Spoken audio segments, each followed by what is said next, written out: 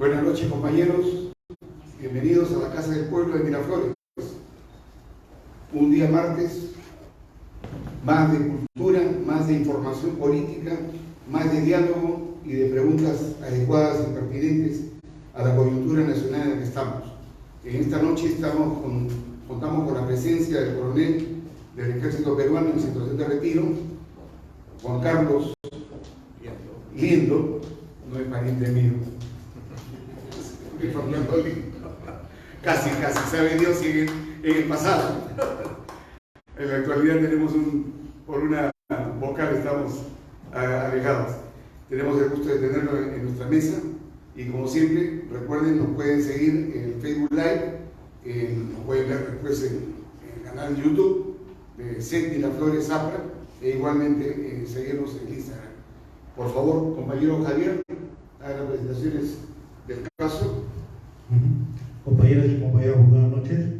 Saludos a todos ustedes presentes en esta segunda jornada del ciclo de conferencias que venimos organizando a través de la Secretaría Nacional de Organización y el Comité Partidario de Miraflores.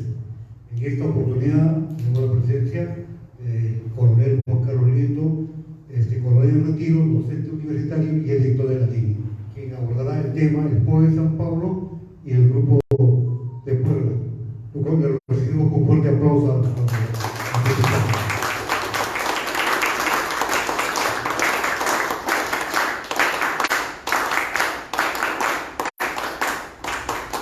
Damas y caballeros, buenas noches. Bueno, como ya me han presentado, soy Juan Carlos Liendo. Para mí es un honor y un gusto poder compartir con ustedes algunos puntos de vista sobre un aspecto singularmente de gran importancia en el quehacer político del día de hoy. Mi agradecimiento también a Enrique Valderrama, que por su intermedio me conectó con ustedes, y voy a poder conversar sobre el tema del Foro de Sao Paulo y el Grupo de Puebla, unos minutos, ¿sí? Los puntos de vista que yo vierto obviamente son en base a mi experiencia profesional, que tiene dos vertientes, digamos, como oficial de ejército en el ámbito de análisis de inteligencia o profesor de la escuela militar, de la escuela de guerra, siempre orientado a temas militares, y como profesor universitario de la carrera de Relaciones Internacionales. Así que es un enfoque académico, militar y de experiencia práctica, con el sesgo que ello significa, ¿no? Eso que implica, siempre tenemos, digamos, un sesgo, una inclinación. Mi principal sesgo es que está orientado hacia el ámbito de lo que es la seguridad y la defensa nacional. Como si fuese médico, hablaría bajo el ámbito de la salud, ¿no? O abogados, en el ámbito de las leyes. Entonces, mi enfoque es sobre la defensa y seguridad nacional, que aterriza en el ámbito de las relaciones internacionales en la supervivencia del Estado. O sea, yo voy a enfocar el tema en esas dos variantes, digamos, ¿no? La experiencia docente de la academia teórica y la experiencia práctica del conocimiento de lo que son las amenazas, los riesgos, los peligros a la existencia del Estado peruano.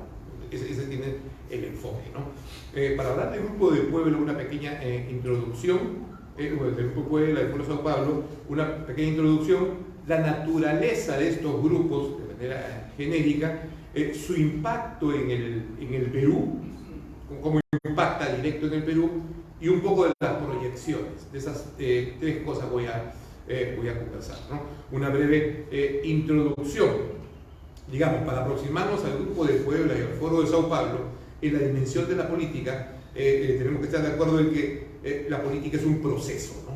O sea, un proceso como el conjunto de fenómenos que se van desarrollando, generan tendencias y se puede uno aproximar a una conclusión de efectos de poder, de ejercicio de poder. Entonces, este proceso político tiene la dimensión doméstica nacional y la dimensión internacional. En la dimensión doméstica nacional, el Estado peruano, en términos de república, ¿no? De república liberal burguesa de hace 200 años, está en proceso de formación, no ha cuajado. Podemos discutir sobre por qué no se ha consolidado el proceso político de la conformación de una república, pero es importante ver que ese proceso político continúa. Los estados o los cuerpos políticos en la historia pueden truncarse, pueden demorarse, se destruyen, pueden volver a reconfigurarse. El Perú es un proceso, un intento de cuerpo político después del virreinato. Funcionó como cuerpo político del virreinato y en la República no ha llegado a funcionar. Es un proceso no cerrado. ¿Sí? Entonces, esa es la dimensión sobre la cual se juega en política en términos domésticos. Y en términos internacionales, hay una reconfiguración del poder global en términos de sistema.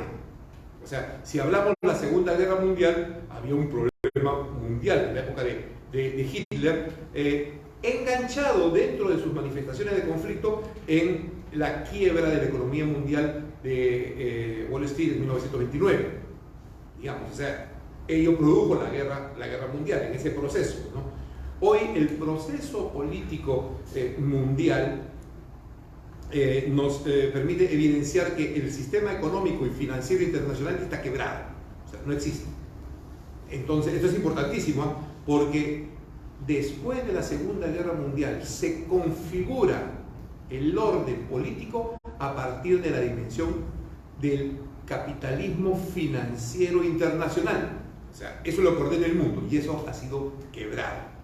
Digamos, ¿desde cuándo? Yo le pongo una fecha, digamos, teóricamente. Yo estaba dando clases en la universidad y el 2015, el 2011 yo estuve como agregado militar en Estados Unidos en el Comando Sur, en la sección de política y estrategia para la defensa del hemisferio occidental, ¿no? En términos latinoamericanos. Entonces ahí analizábamos algunas variables, 2011, y el 2015, ya enseñando en la universidad, pude ver cómo encajaban esas variables. Y esas variables encajan de la siguiente manera. En términos formales, digamos, las lecturas de la economía internacional, del Fondo Monetario Internacional, del Banco Mundial, ¿no? Que presentaba una serie de estadísticas, estas se veían ordenadas hasta el 2012. Después del 2012 ya están desconfiguradas. Y el 2015, en los reportes de las agencias de riesgos, yo trabajo haciendo análisis de riesgo político también, pude cruzar tres mapas. Los mapas internacionales de la corrupción, del comercio ilegal, de todo lo que es el comercio ilegal y del narcotráfico. También esas tres variables, ¿eh? El comercio ilegal también está el narcotráfico, pero el narcotráfico es determinante, ¿no? El resumen de esos análisis académicos de esos tres cuadros, comparados con el cuadro de la economía mundial, arrojaban lo siguiente. El PBI mundial del 2015, si una referencia, era igual al PBI del mercado ilegal. O sea, miren esa dimensión, ¿eh? O sea, no podían compatibilizarse. Entonces, si decíamos que las lecturas de los organismos oficiales, que para el 2015 la economía global, formal, era igual a la economía ilegal o del crimen, digamos, estábamos hablando de que el 70% de los países del mundo eran una economía corrupta y donde predominaba el mercado informal o ilegal, versus un 30% de los países desarrollados y sus aliados donde había mercados formales. El 2015, si esa era la lectura, el desencadenamiento posterior hacía ver que el PBI formal es menos que el PBI, su equivalente de lo que vendría a ser la cantidad de dinero que se mueve en economía ilegal, entendiéndose por economía ilegal, fuera de control. Bueno, esto para no detallarlo, hace que en el escenario mundial toda la estructura del orden unipolar de los Estados Unidos se quiebra. Dirigido por Estados Unidos se quiebra y ya no va más.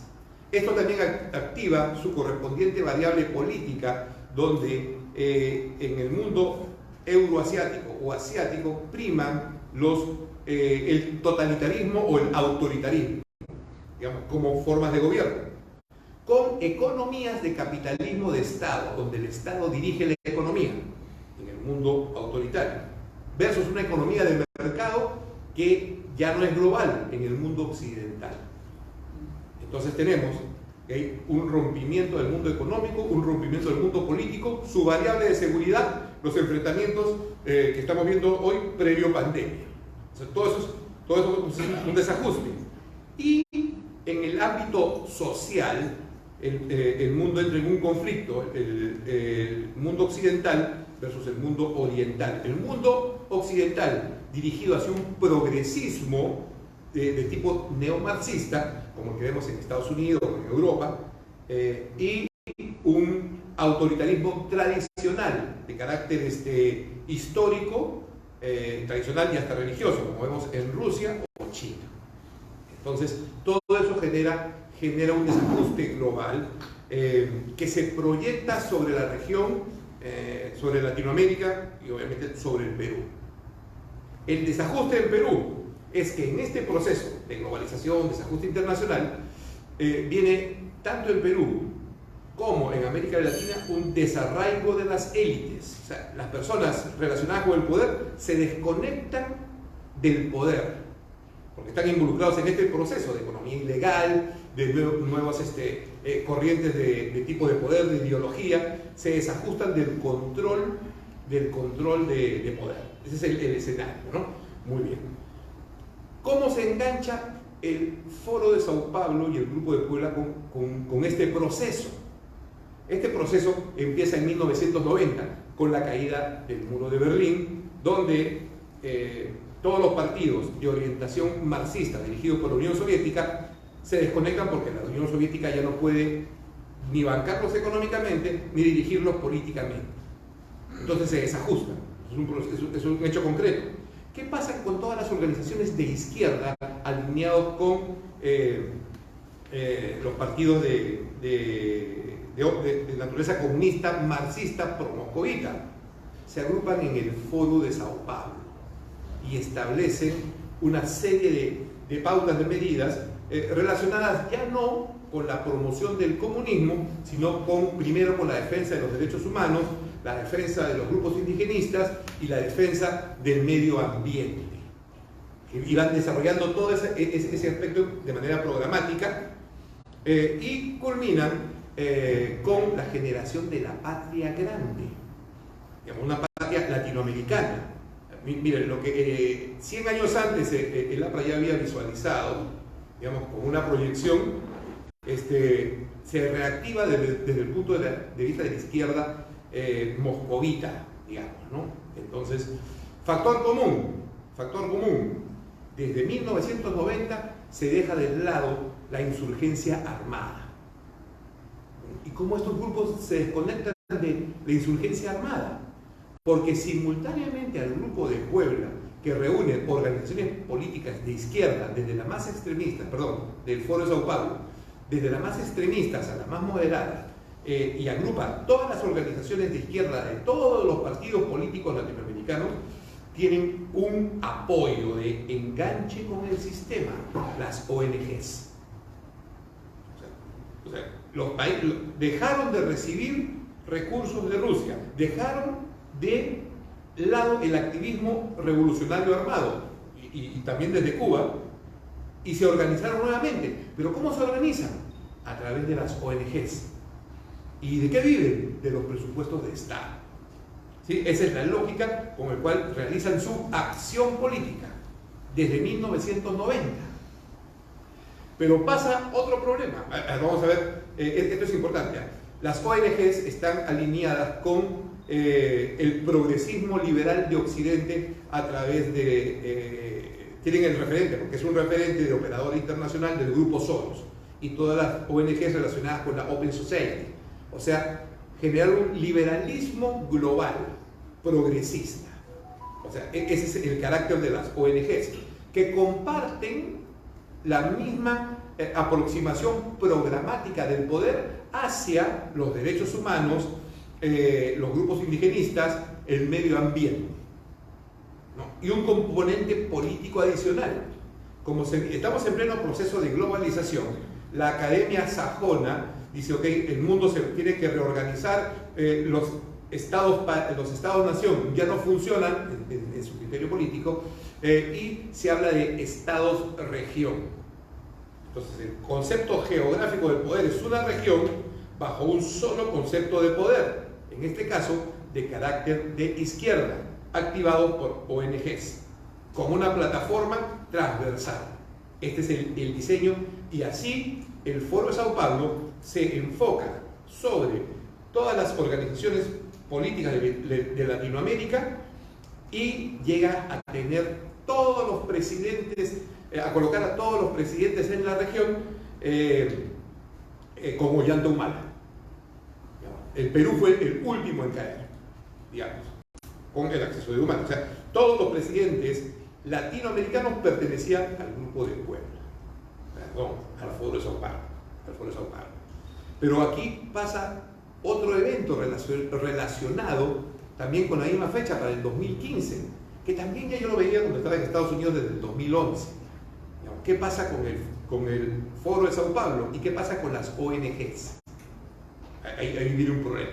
El Foro de Sao Paulo, la gente de izquierda empoderada con las ONGs, no pierde sus raíces de fundación política, que es la izquierda promoscovita, ¿no? Antiimperialista. No, nunca perdió su carácter antiimperialista. Las ONGs no son antiimperialistas, son pro gobernanza global. Los otros mantuvieron su carácter antiimperialista. Es así que el 2012 pareciera consolidarse la propuesta de los países de los BRICS. ¿Se acuerdan? Brasil, Rusia, India, China y Sudáfrica. Incluso con un nuevo banco, incluso con moneda, y son destruidos en detalle por la economía mundial. Para el 2013-2014 los BRICS son desactivados y se producen las primaveras árabes, las revoluciones de colores, en todo ese diseño se desactivan los BRICS. Entonces viene la siguiente lógica, ¿no? Oye, si nuestras ONGs han empoderado al Foro de Sao Paulo, ¿cómo se van para el lado de las potencias emergentes con otro carácter? Esa es una realidad. Segundo, ¿qué pasa con las ONGs? Estuve haciendo unos trabajos en México, obviamente en Colombia. Las ONGs, les doy un ejemplo rápido. Se premia a una peruana de una comunidad nativa de la zona del Brain, entre el Brain y Ucayali, dice: Premio Internacional por Defensa del Medio Ambiente, la señora fulana de tal, perteneciente a tal comunidad, 3-4 páginas web, todas las redes sociales, Twitter, Facebook, Instagram, todo lo que pueda haber, dice comunidad, comunidad nativa, presidente, vicepresidente, secretario tal, hasta en japonés, en ruso, francés, inglés y alemán. Y obviamente esa comunidad no tiene ni luz. O sea, miren cómo se crea esa realidad, ¿no? Entonces, sobre esa realidad, las organizaciones locales en tierra, y esto lo he visto mucho, yo trabajé en Bagua, en Imasa, donde fue el Baguazo, antes del Baguazo, ahí pueden ver cómo trabajaban las ONGs. Todas las ONGs empoderaban organizaciones políticas locales, o sea, generaban poder local. Entonces, esas organizaciones en medio del Brain, del Amazonas, de Ucayali, de las zonas más alejadas, generaban poder local, ¿ya? ¿Y qué poder local pueden tener? El control de los recursos. ¿Y qué recursos había en esa zona? Tal ilegal, contrabando, narcotráfico.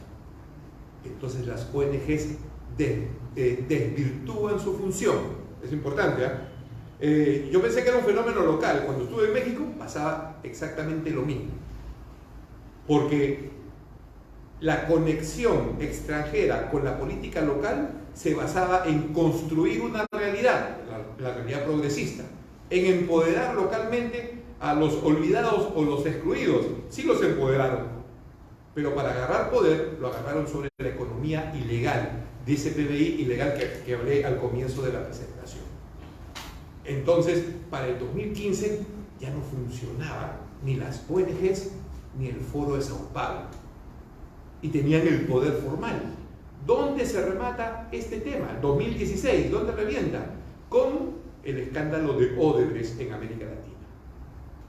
O sea, Odebrecht es definido como el proceso de corrupción política más grande de la historia, porque parte de un razonamiento. Esto está en libros y estudiados. Lula, el Partido de los Trabajadores en Brasil, tienen el siguiente razonamiento: no podemos tener el poder político sin riqueza. O sea, miren, contrarios a la lógica marxista. Es totalmente práctico, porque apunta al capitalismo de Estado, de nuevo tipo. Los empresarios y los burgueses son tacaños, son avaros. No podemos estar detrás de su dinero. Tiene lógica, ¿verdad? Entonces, como no podemos estar atrás de su dinero, el dinero lo sacamos del Estado para continuar haciendo la revolución, la transformación de la sociedad, la justicia, la igualdad, los derechos humanos, medio ambiente, y nos empoderamos con dinero del Estado. Para el 2015, 2016, todo Odebrecht tenía contratos, Odebrecht, una empresa multinacional de capitales internacionales del mundo anglosajón relacionado con partidos liberales, estaban enganchados con presupuesto del Estado, participación de ONGs y economía ilegal, más corrupción. O sea, eso es un hecho concreto. Ahí, en eso derivó el Foro de Sao Paulo. Entonces eso hacía inoperante toda esta estructura de partidos de izquierda.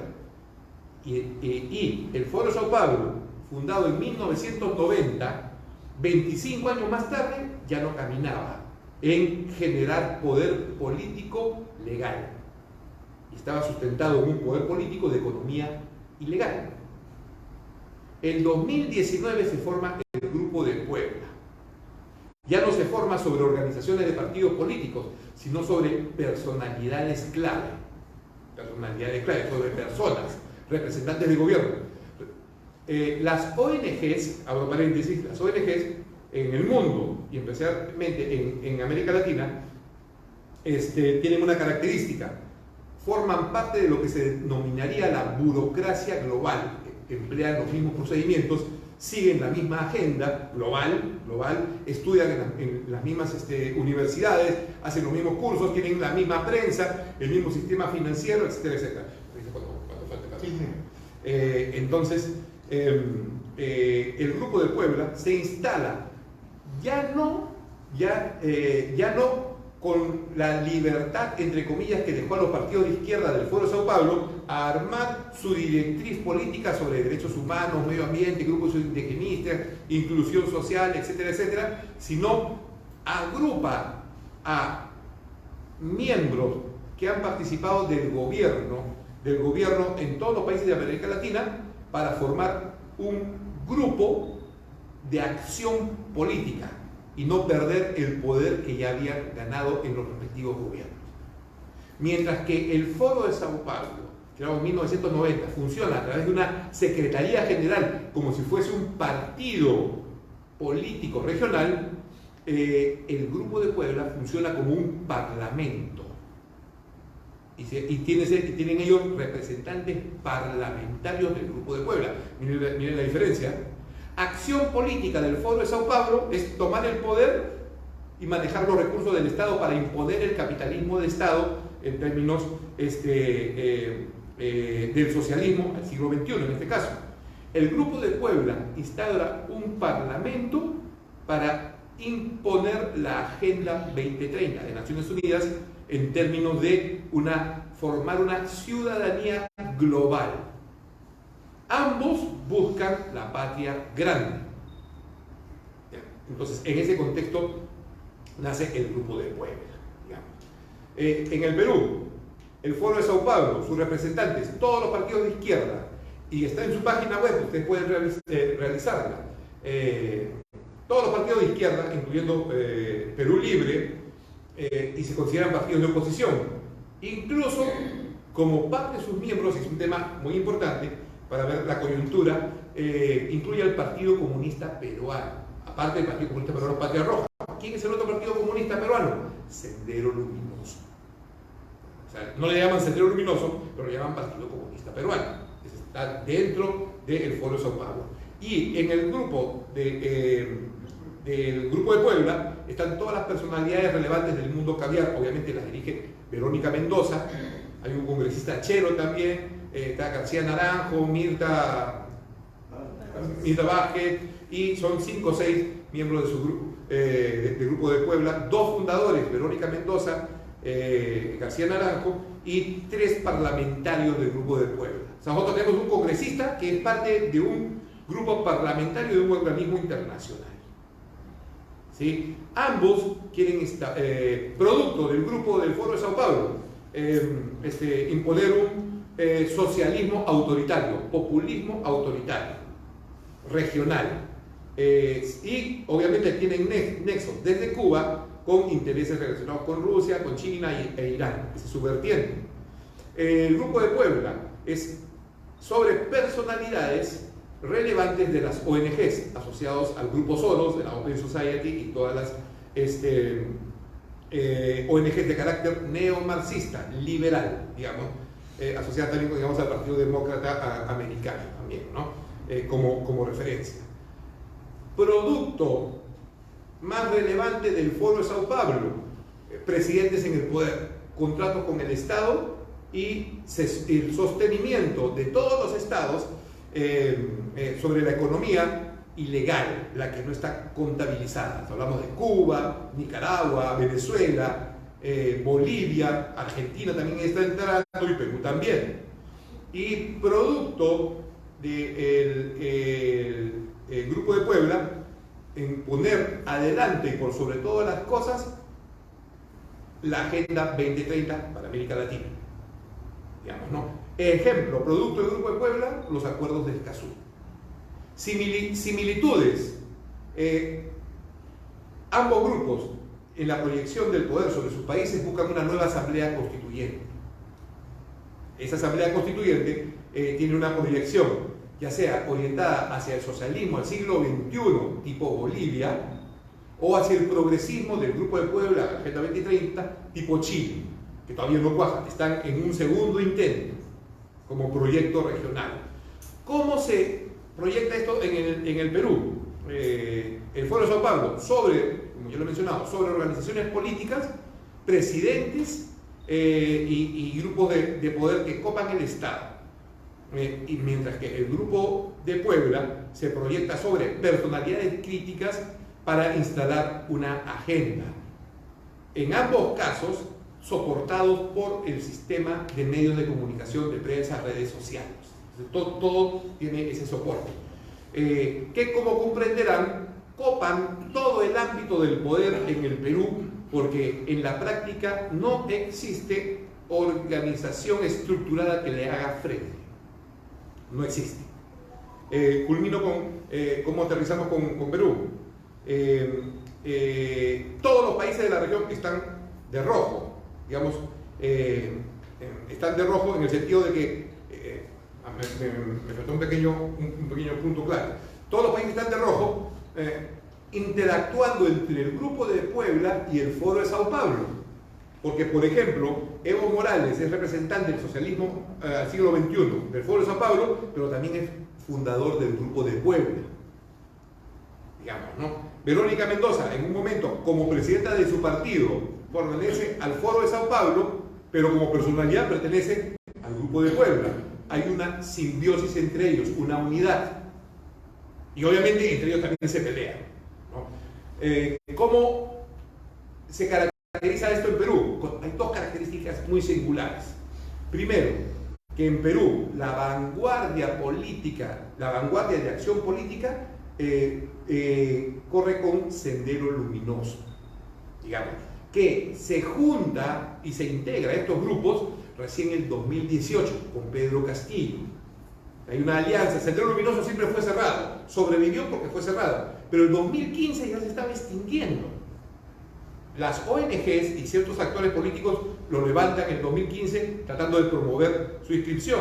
Bueno, Sendero Luminoso entra a este grupo, el socialismo del siglo XXI, en 2018. ¿Se acuerdan ese video donde sale Castillo diciendo mar para Bolivia? Ya, ahí en esas fechas donde entra, ¿no? Con Alex Chamán, el representante de Sendero en Bolivia, con el gobierno de Bolivia. El gobierno de Bolivia, por ejemplo, actual de Arce, Arce es fundador del Grupo de Puebla, al igual que Evo Morales, pero el partido pertenece al Foro de Sao Paulo. Miren cómo se interrelaciona. Para el caso de Perú, Sendero Luminoso conduce la vanguardia y como la vanguardia dirige estas protestas en términos políticos y se impone porque es el que tiene mayor capacidad de movilización. El socialismo del siglo XXI, por el lado de Cerrón, tiene activismo político, relaciones con las ONGs también que los podrían haber apoyado, están enfrentados hoy, responde a la ruta del socialismo del siglo XXI, pero no tiene capacidad de movilización. El único que tiene capacidad de movilización es Sendero, a través de Movadef y el Sindicato de Maestros, también que lo han tomado. Entonces, en el Perú hay un partido periférico al Grupo de Puebla y al Foro de Sao Paulo que juega su propio partido, entre comillas. Por eso tiene fuerza. O sea, tiene objetivos programáticos de instaurar un capitalismo de Estado al modelo Xi Jinping y local andino nacional. Entonces ellos se arrogan la condición de vanguardia política de eso. Y el otro aspecto singular y que no es entendido, obviamente yo lo puedo entender de alguna manera, no es entendido en términos de ¿por qué sucede esto en el Perú? En el Perú no hay élite política. Es más, las élites políticas o la gran burguesía no tienen bandera, solamente ven su negocio en azul, ya están integrados en una economía global del lado occidental, pero no tienen conexión de poder local. En el Perú se produce una férrea resistencia a este proceso tanto de globalización del Grupo de Puebla como de socialismo al siglo XXI del Foro de Sao Paulo, a partir del protagonismo político de la clase media y de la numerosa clase media que creció gracias a la reforma política de Fujimori y al desarrollo económico peruano en los últimos 20 años. Entonces, en el Perú existe una resistencia real y concreta propia del sentido común político de actores políticos protagónicos desconectados entre sí, individualidades que rechazan. Actores políticos individuales y gremios que se pronuncian en contra de este proceso, digamos, ¿no? Y Perú es el último país por caer bajo esta órbita, digamos, ¿no? En todo este proceso mundial y el proceso doméstico local. Proyecciones, ¿qué se viene? ¿Qué se viene? Estuve en unos asesoramientos a empresas las semanas pasadas y el factor regional es congruente con el factor de situación económica global, incertidumbre y desestructuración de todas de todos los objetivos de las empresas, de todos sus planes, sus metas.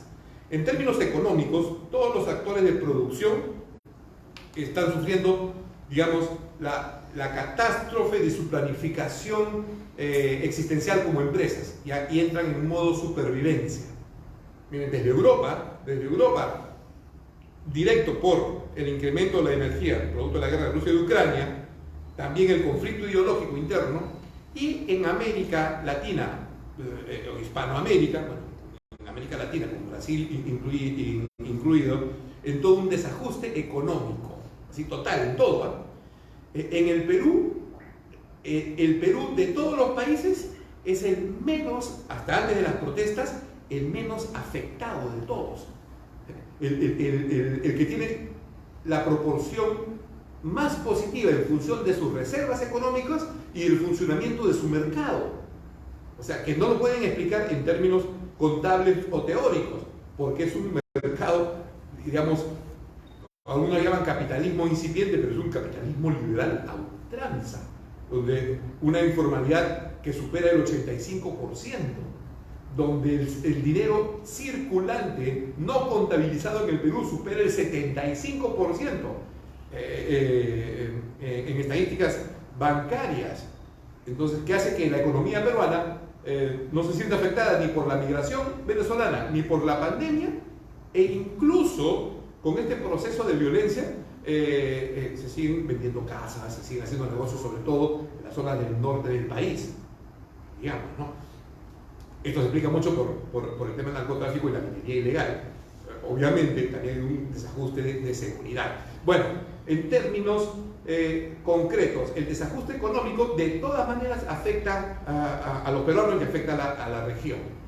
La proyección es que como este proceso es parte, a ver, los procesos domésticos de países débiles como el Perú normalmente están condicionados a los procesos globales o del sistema internacional, es que esta situación de inestabilidad no puede continuar mucho tiempo, ni en el mundo ni en la región. La región es dependiente de lo que pase en el mundo por la configuración geográfica del poder y económica, básicamente.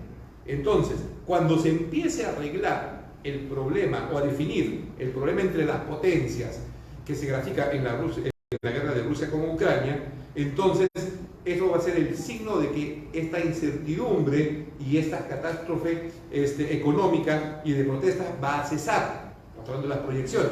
No va a ser permanente. ¿Cuánto puede durar? No sé. Lo que sí es seguro es que va a pasar, porque el mundo, si el mundo no supera esta etapa de incertidumbre, llegamos al apocalipsis, ¿no? O una guerra o un desastre total. Entonces ahí ya no hay nada que planear, más que sobrevivir. Entonces técnicamente lo único que queda es esperar razonablemente de que esto pase. Y debe pasar, está configurado para que pase. La humanidad no se va a destruir, ¿no? Entonces, cuando esta recuperación venga, va a venir con un nuevo sistema, una nueva ola económica y también política, de un determinado tipo que todavía de repente no conocemos, pero de que viene. Cuando esta ola de reconfiguración y de estabilidad internacional se establezca, ejemplo, abro paréntesis, la inestabilidad mundial vino antes de la Segunda Guerra Mundial con la caída de la Bolsa del 29, ¿correcto? ¿Cuándo se arregló? Después de la Segunda Guerra Mundial. ¿Cuánto tiempo pasó? Casi 18 años, 17 años. Aquí estamos en este pleno proceso que todavía no hay guerra, pero que más o menos empieza el 2015. ¿Sí? Otros dicen que empieza el 2001. Pero cuando esto se arregla, la recuperación económica va a ser tan rápida y tan brutal que las empresas que no estén posicionadas van a ser arrasadas por esta ola. Va a venir con tecnología, inteligencia artificial, nuevos patrones de consumo, nuevos patrones financieros, de intercambio, etc. Y esta nueva ola económica que venga va a venir acompañada con una nueva ola política de ciertas variables que no las podemos manejar, se pueden intuir, pero grupo político que no esté posicionado va a ser arrasado y va a ser copado por otro modelo, ¿no? Culmino y cierro. ¿Por qué es importante abordar el grupo de Puebla y el Foro de Sao Paulo? Porque nos muestra cuál es la importancia de la dimensión política externa sobre el país. En el país no hay poder nacional local, está desierto. Todas las variables de poder político, que van desde la prensa hasta el Jurado Nacional de Elecciones y la designación de candidatos, se manejan desde fuera. Incluso estas protestas se manejan desde fuera, porque no hay organización política local que le haga frente. Sendero Luminoso pensó que podía hacerle frente. García fue Castillo fue un chiripazo como presidente. Él no estaba diseñado para ser presidente, estaba diseñado para agudizar las contradicciones, por eso que no pudieron gobernar. Entonces, en las proyecciones, lo que viene para el Perú, en la dimensión política es similar a la dimensión económica. Digamos, el comunismo como tal está diseñado para incendiar, no para construir, puede incendiar muy fácil. No, ejemplo, literalmente, en Chile están quemando todos sus bosques. Adrede, digamos, ¿no? Y con un presidente de izquierda, porque estamos atravesando este proceso político mundial de desconfiguración de todo orden y todo poder. Así como en el mundo económico, quien no resiste, quien no mantiene su negocio durante este tiempo de crisis, va a ser arrasado. En el mundo político igual. Quien no se encuentre en el campo realizando acción política durante este tiempo, no va a poder subirse a la próxima ola. La próxima ola de política en el Perú como en Latinoamérica, va a depender de cómo se posiciona el poder político en estos tiempos de incertidumbre y de carencia. Es por eso que estoy aquí sentado con ustedes, con la esperanza de que puedan hacer algo por el espíritu, el legado que tienen ustedes como organización, por lo que el Perú necesita, si no puede hasta desaparecer o partirse. Muchas gracias y estoy a su disposición.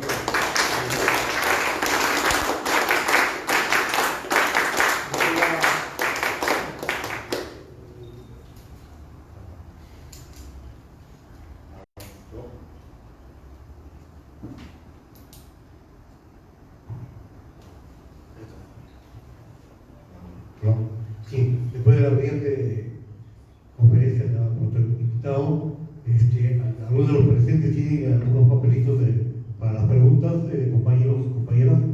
Se les había asignado unas hojitas para que hagan las preguntas. ¿Los tienen? ¿Han podido formular una pregunta?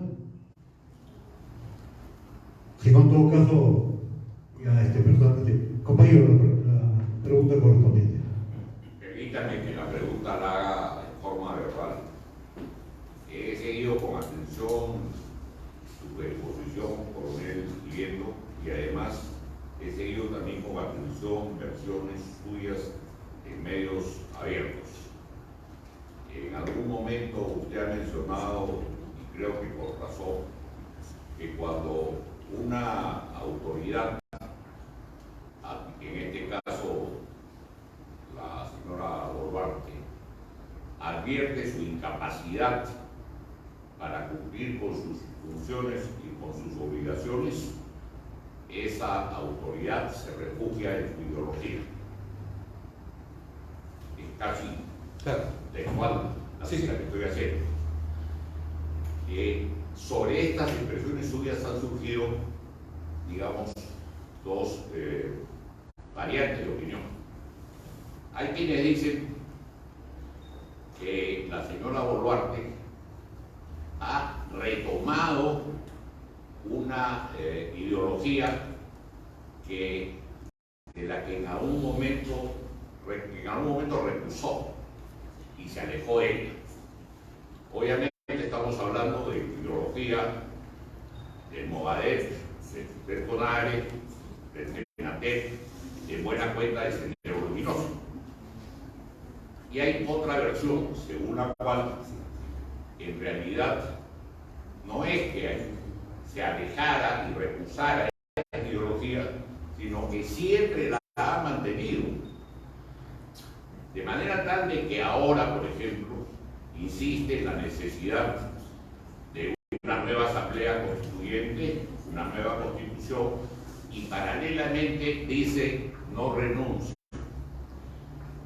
Estas dos posiciones tendrían un solo objeto: evitar que su renuncia dé lugar a que el general Williams asuma constitucionalmente el poder, el mandato presidencial, y obviamente que la señora Moyano llegue a la presidencia del Congreso, con lo cual las posibilidades de eternizarse en el poder, que es a la final es lo que quiere el Foro de Sao Paulo y el Grupo de Puebla, y llegar a un dominio regional total, desaparecería.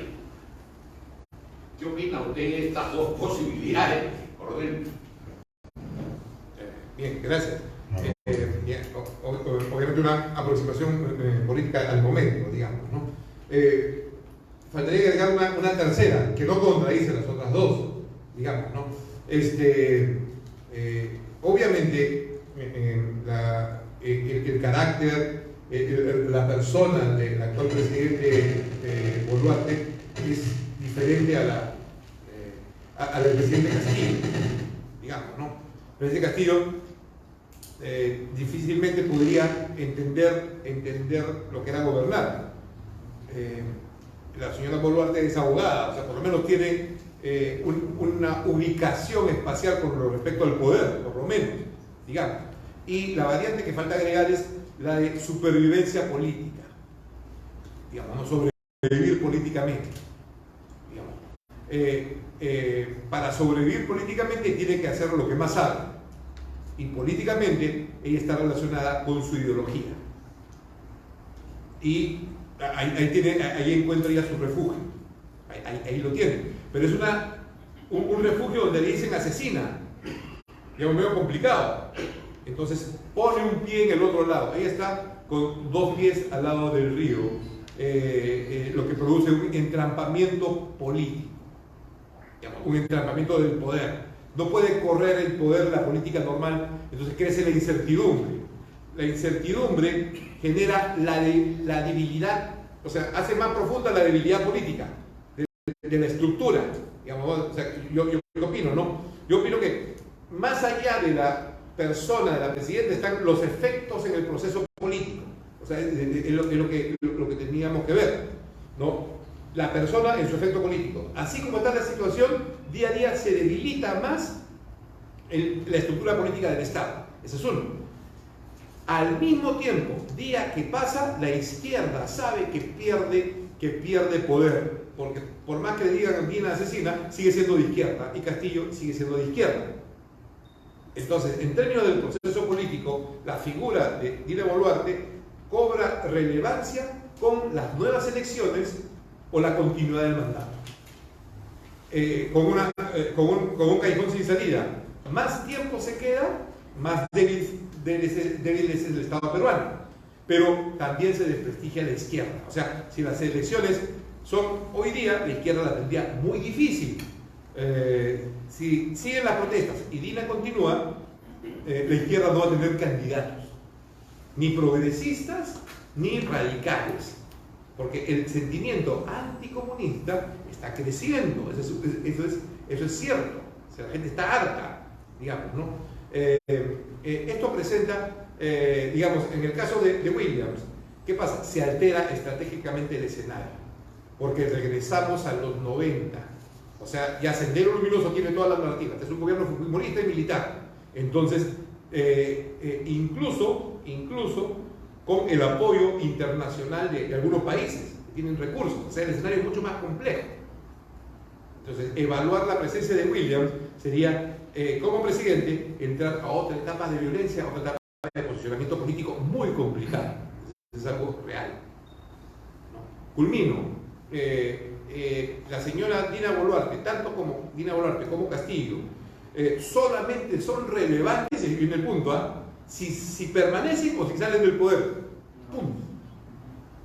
Así que Castillo, si no anunciaba su golpe de Estado, seguía siendo presidente. Hoy, soltando dinero para toda esta organización, y iba a ser peor cuando salga. Ahora viene una paradoja. Dina va a seguir debilitando el país, no tanto como Castillo, pero es un espacio donde la izquierda no tiene cómo moverse, la izquierda radical. Incluso hoy día han anunciado la sentencia a Cerrón, ¿no? Que puede ir a prisión, está en condiciones. Digamos, es casi su segunda tarjeta amarilla, digamos, ¿no? Para no sacarle la roja. Entonces, yo voy más por ahí, por ese lado. Dina, es importante conocer la personalidad, pero al momento ya podemos concluir que tanto Dina como Castillo no están en el nivel de tomar decisiones para el bien de los peruanos, no. Simplemente son una figura del proceso político que importan si se quedan o salen. Yo por ahí lo aproximo. Y por último, reflejan la triste orfandad del pueblo peruano de no tener una clase política en la cancha. No hay. Y los actores políticos que conocemos, la gran mayoría desprestigiados por el caso de Odebrecht, y los nuevos que van surgiendo, o no están a la altura o no están organizados. Pero esta es una guerra entre rojos sin nadie en el otro lado. No, esto es una guerra, es como una pelea de gallos donde nadie afuera está apostando por ellos. O sea, ¿dónde voy? A una pelea de gallos donde no hay apuesta. Falta el gallo que genere las apuestas. Ese es el punto. Tenemos unas preguntas que nos han llegado a la mesa. ¿Qué opina de la actitud del presidente del Brasil, quien ha reconocido a la señora Dina Boluarte como presidente del Perú? siendo Lula miembro del Foro de Sao Paulo. Muy importante. Lula, hablamos del Foro de Sao Paulo y el Grupo de Puebla. El Foro de Sao Paulo es una institución política. Lula es la cabeza, no es el caudillo. Hay parte de un proceso político. López Obrador está en el seno del Grupo de Puebla. Importante, el Foro de Sao Paulo se proyecta desde Brasil, el Grupo de Puebla se proyecta desde México. En la práctica son dos potencias regionales que también se enfrentan entre ellos, ¿no? Entonces, miren, esta es la jugada de la izquierda, copan todo el escenario político. No podemos hablar en este escenario de poder sobre la región solamente de Lula o de López Obrador. Tenemos que hablar de los dos. Entonces, Lula, ¿qué dice? Este es mi escenario es América del Sur. Yo soy Foro Sao Paulo. Y aquí yo me muevo con partidos políticos. Entonces respaldo a Dina como parte del partido. ¿Quién es? Eso es orgánico, ¿no es cierto? Grupo de Puebla. Yo descalifico a Dina como persona, como representante. O sea, Dina no va a entrar al Grupo de Puebla, pero su partido sí puede permanecer en el Foro de Sao Paulo. Entonces, esa es la dinámica de juego político regional. Aquí habrá un paréntesis. Tal vez sea un deseo autonegado, pero yo considero que el Perú tiene las personas y las condiciones históricas, geográficas y recursos para jugar su propio partido, su propio juego político. Esa es como una reflexión personal, ¿no? Va la segunda pregunta, creo que asociada. ¿Cómo ve el futuro político del Perú con la participación del APRA en este nuevo escenario? Muy buena pregunta, y obviamente me permito a responderla porque estoy fuera, ¿no? Para mirarla de fuera, ¿no? Digamos, ¿no? Si el APRA no logra unidad, no hay nada. Si el APRA no logra unidad, pasando el tiempo. El futuro político del Perú depende en términos del APRA, es que si el APRA se logra unir, es parte del futuro político. Una indiscreción, no indiscreción, sino un sueño, digamos, ¿no? Un sueño que tuve y lo comparto con ustedes, un sueño. Me soñé conversando con algunos generales del ejército hace tiempo. ¿Cuál es el futuro del ejército en estas circunstancias? Obviamente el ejército también conoce esto, ¿no? Si el ejército no está unido, deja de ser ejército.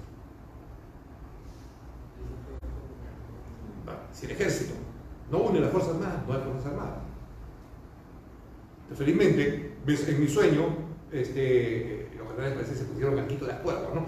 Y en la realidad vemos por lo menos una Fuerza Armada que tomó una posición política histórica, pragmática, de apoyo institucional frente a esta circunstancia, y se convierte en un baluarte político de la existencia del país ante la ausencia total de actores o grupos políticos. Esa es la importancia de la unidad. Una última pregunta que nos plantea. ¿Qué rol tiene una potencia como China en el esquema actual? Es muy importante. No hemos tocado mucho China, pero es muy importante. China tiene el mayor número de millonarios, digamos, el mayor número de millonarios del planeta Tierra y de crecimiento más rápido por su sistema económico. Ahora, el sistema económico de China no es independiente. Depende del consumo de productos chinos fuera de China, ¿sí? Entonces los chinos están obligados para existir como potencia, en interactuar con el mundo a través de los negocios. Eso es un hecho concreto, correcto. Ok, pero yo soy chino y Shanghái con 280 millones de personas puede producir literalmente todas las manufacturas y carros, computadoras que necesita el planeta Tierra, lo puede producir el 30%, el 20% de la población china. El 15% de la población china puede producir en su fábrica todo lo que necesita el mundo. No es un problema de producción. Pero para que eso suceda, alguien tiene que comprar el producto de los chinos. Entonces los chinos tienen dos grandes debilidades, digamos. aún no logran la supremacía tecnológica en términos digitales y fabricación de microchips que le permita sustentar su economía. Y segundo, no tiene una clase media potente para que genere autoconsumo, porque todo es capitalismo de Estado. Entonces, ¿qué rol juega China en este escenario? O sea, China no puede sobrevivir sin el escenario internacional, porque el desarrollo de su capitalismo de Estado lo ha hecho enganchado al comercio internacional. Si el comercio internacional se desajusta, o sea, la plata y su millonario no vale nada y regresan a encerrarse como China, digamos, ¿no? Pero al mismo tiempo desafía, o sea, ha llegado a un tal momento que desafía en poder económico a los Estados Unidos. Si mañana China dice, a ver, el orden mundial, post Segunda Guerra Mundial, es el dominio del capitalismo financiero, cosa quiere decir circulante de capital a través del dólar. Si el dólar no se mueve, el sistema cae, porque el dólar pierde valor. O sea, el eje económico y político del mundo internacional es el movimiento del dólar. Si cae el dólar, se cae la economía americana y se cae todo su eje. Ya, si yo soy americano, antes de que se caiga el dólar, entro en guerra. Porque no voy a perder mi estilo de vida. Es la sobrevivencia de mi país, de mi estilo de vida, entro en guerra. Eso también lo sabe China. Y si China entra en guerra, también se cae su sistema económico. Ese es un problema aún no resuelto. Entonces, proyecciones. ¿Qué rol juega China hoy día? China está en un proceso de integración lógica y razonable con las potencias occidentales como un todo, digamos, ¿no? ¿Las potencias se pueden juntar para hacer patas de amigos? Sí, ejemplo, Estados Unidos e Inglaterra, van como un globo, más Francia, o sea, son potencias que están funcionando. Entonces el punto es, oye, China, mejor súmate, porque no podemos pelearnos. Si peleamos, perdemos todo y surge otra potencia. Entonces, los chinos, ¿qué dicen? No son tontos, ¿no? Entonces están en ese proceso de cómo enganchar. Todavía no enganchan. El rol de China es un rol de potencia que tiene y va a continuar teniendo una preponderante significancia e importancia en el escenario global, que aún no está repartido ni definido. De repente se están trabajando ellos ya por su lado, ¿no? Pero sí, todas las evidencias señalan que está integrándose, viendo la forma como se ensambla al mundo occidental. Bien importante. Digamos, ese es el rol de China, y del cual Rusia pareciera estar quedando fuera, o periférico, porque económicamente ya depende de Rusia, de China o de India. En consecuencia, Estados Unidos no plantea la guerra con China, pero la única solución es su integración económica. Esto es importante porque América Latina, específicamente Sudamérica, en esta recuperación global va a jugar un rol muy importante, tal como lo jugó durante la guerra de Corea, en la reconstrucción de la economía mundial, digamos, ¿no? Los recursos naturales de América Latina sirvieron para el plan Marshall de los Estados Unidos en la reconstrucción de Europa, y también va a servir para la reconstrucción de una Europa que está en crisis económica. O sea, se viene la huelga más grande de los últimos 50 años en Inglaterra, a falta de Margaret Thatcher, por la subida de las tarifas eléctricas.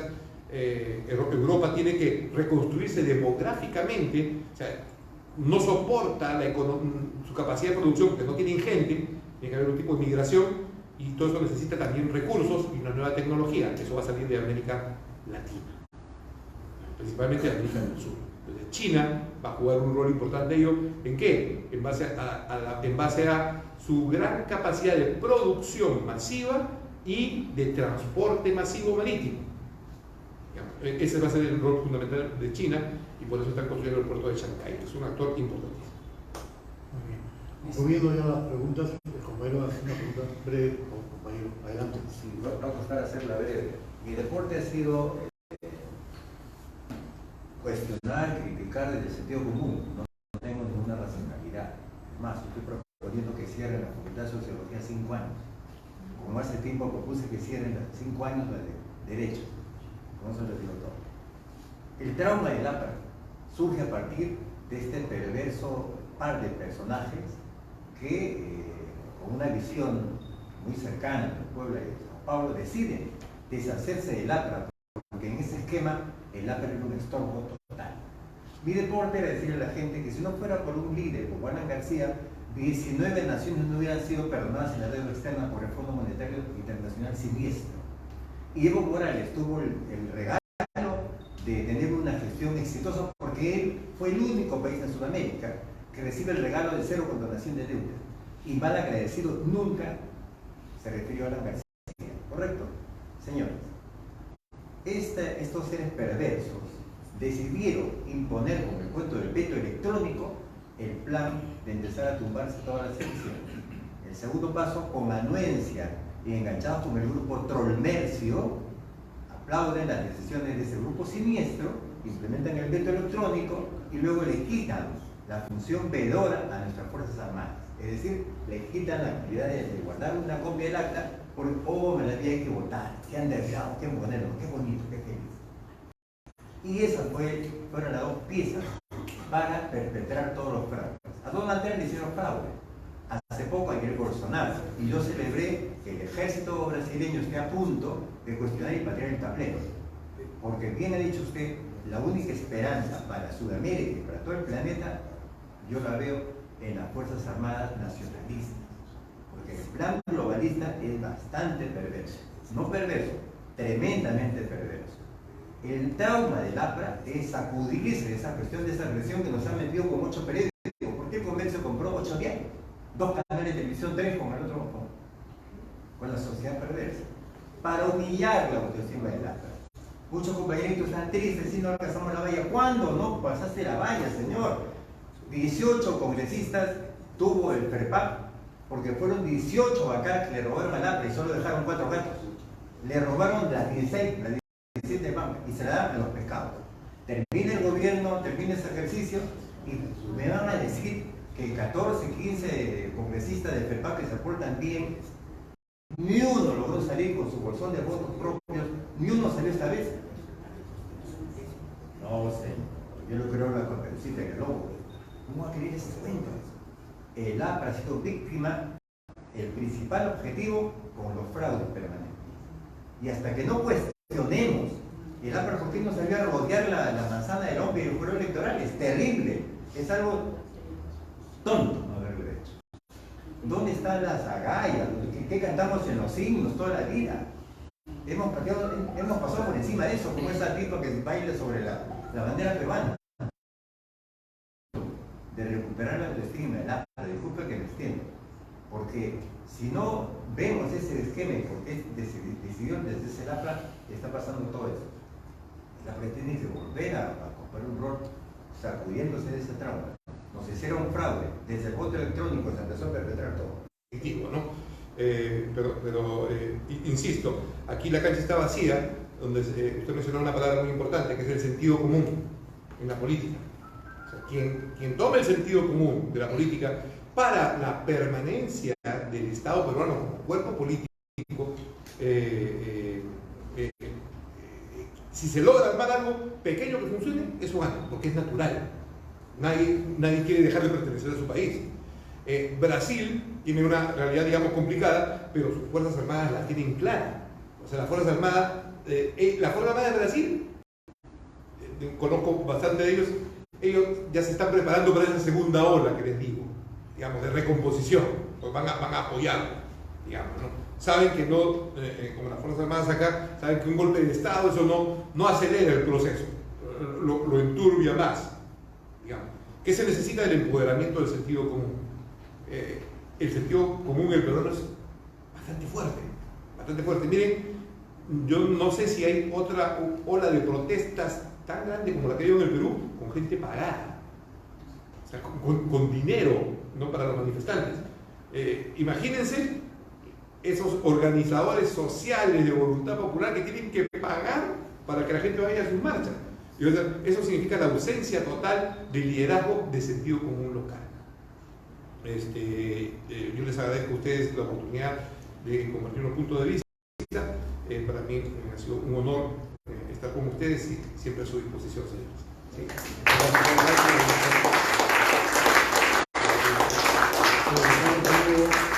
A nuestro amigo Juan Carlos Liendo por su brillante exposición.